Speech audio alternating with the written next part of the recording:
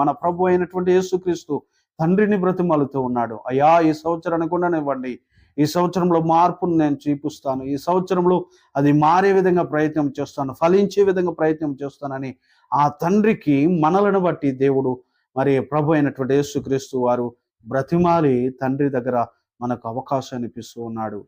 మనకి ఇవ్వబడినటువంటి అవకాశము, సమయము వ్యర్థము చేసుకోవద్దు. ఫలించే మరి ఆ స్థితికి మనం చేరితేనే ఆశీర్వదించబడతామని దేవుని లేఖనం సెలవిస్తూ ఉంది. నీవు నేను ఫలించే బిడ్డలుగా ఉందాం.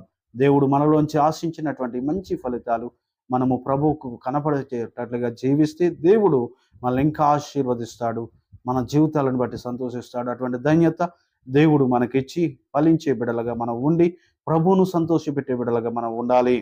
దేవుని యొక్క లేఖనంలో మరి దేవుడు ఎదురు చూస్తూ ఉన్నాడని దేవుని లేఖనం సెలవిస్తూ ఉంది. ఈ యొక్క తోటలో మరి అన్ని అవకాశాలు ఇచ్చిన